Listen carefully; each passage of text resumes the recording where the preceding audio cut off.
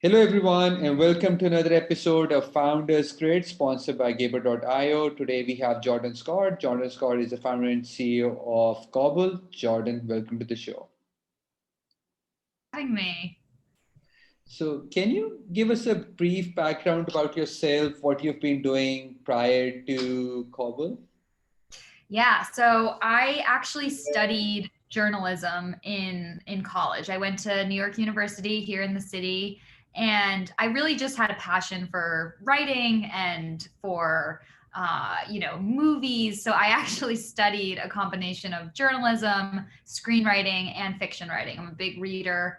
And I just really appreciate beautiful content. So that's really what I studied. But at the same time, I was always I was an early adopter for all things tech. I always had new apps downloaded on my phone. And I realized once I got my full time job after college, which was at CBS This Morning, that I really wanted to continue telling stories and sharing great content, but sort of combine that with creating something new and developing a new way to consume content and actually take action on that content. So I knew I wanted to create something that was about experiencing life and just doing more and living life to the fullest. You've heard it all before, but I especially was interested in why there wasn't any platform for couples. There was all these dating apps. Here's how to find your partner. Here's how to, get connected with someone. But there was nothing for once you were connected, once you were in a relationship. And I thought that was really strange. And I was in a relationship. I actually just got married on New Year's Eve, but this is when we were just dating. And I felt like one issue we were having was the every single night conversation of, what do you want to do tonight? What do you want to eat tonight? I don't know. What do you want? And back and forth.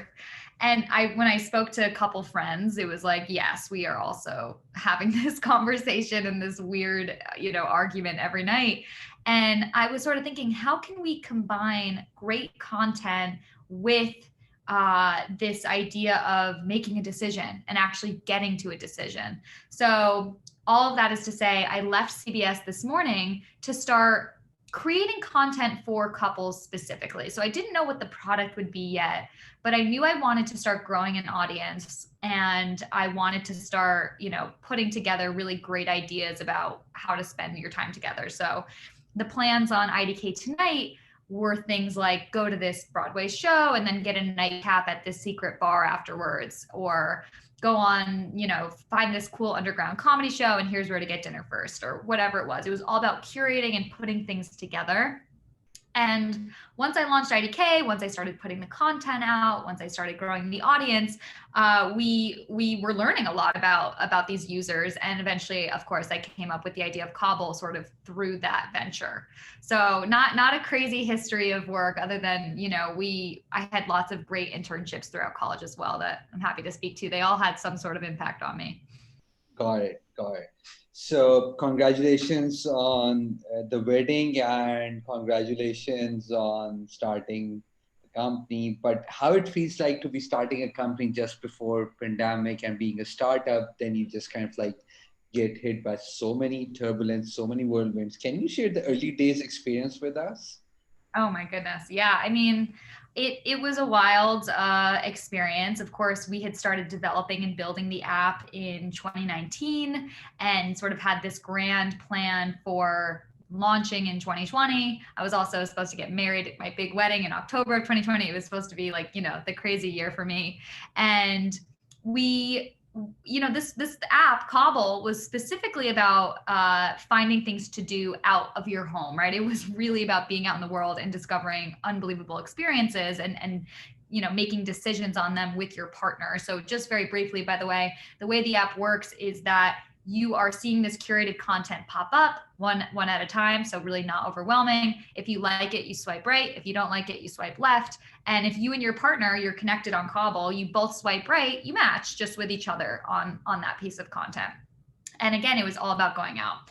So we are all geared up, ready to launch. We beta tested like crazy at the end of 2019 and early 2020. And of course, the pandemic happens. And it really forced us to augment our content just earlier than we had anticipated. This was always supposed to be a decision-making engine that was more about just where you go get dinner. And so we plunged ahead on some of the other content pillars, like what you're cooking in your apartment, and what virtual events to attend, and what to watch on Netflix was like a huge one that we decided to launch. And our early testers were loving it, and they were bored at home, and so it just felt like the right time to put it out there and start collecting data on how people were using it. It just felt to me like I have no idea when this pandemic is going to be over, when people can go out, and I'm not going to put my, product and goals for this product on hold. So we launched it. We launched at the end of June. And what was nice about that too was outdoor dining in New York was starting to become a bigger thing at that point. So people were using Cobble both for going out in this new, strange way, and also if you didn't feel comfortable going out, they were using it for all the at-home content. But yeah, I mean, it's kind of crazy. We both launched, and as I'm sure you want to talk about, we raised our seed round during Yeah, that I crazy was just time. going to come down to that. Raising a seed round over Zoom when everything is closed, Yeah. Can you share a bit more on the experience around that, please? Yeah, I think for me, I had this vision of raising money, being in a boardroom with all these guys, and having like people clapping at the end of it and shaking hands, and it's just so funny because I don't even think that that's real. Like even pre-pandemic, it's like that was such a fantasy. And what raising money really was like was I was alone in this room the whole time, just talking to, really, really smart people, really unbelievable connections and angels. And the way it happened was like, we had sort of this go-to list of connections, right? Like it really is so much about who you can get a warm intro to and who you can sort of pique their interest. And then if you get somebody excited and your passion really comes through, they get all of their, investing buddies to sort of jump on the bandwagon. And that's exactly what happened with us.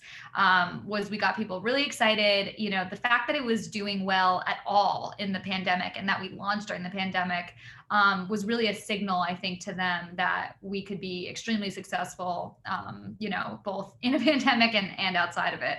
So that's sort of what happened in that regard. And we raised over $3 million. So we have about 18 to 24 months runway. And we're starting to hopefully speak with our potential Series A investors mid this year, at least start the conversations. Congratulations on that again. So, uh, which brings me down to my last and final question in regards to, because in July, August, March, if we go just rewind back, March, April, May was more like of everyone's kind of like adjusting to the new normal. Then Yes. being founders, they're workaholics and everything, so they kind of like, they just sit on their laptop and they start working, working, working, and they can work for like 14 hours or 18 hours a day, right?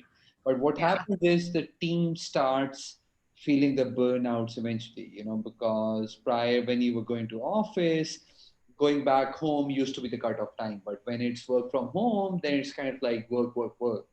Yes. So teams started feeling that in July, August, the burnouts, and then companies started coming up with policies or changes internally, small teams, okay, to take care of the mental health and those kind of things. Yes. What changes have you done? Did you, first of all, did you guys feel the burnouts? And if yes, what kind of changes you adapted at Cobble to overcome those challenges?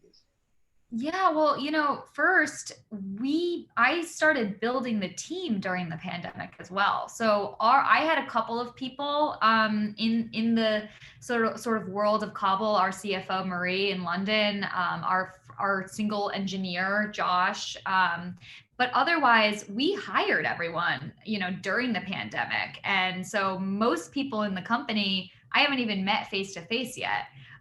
So it was really about starting a culture virtually, which, again, I never would have expected.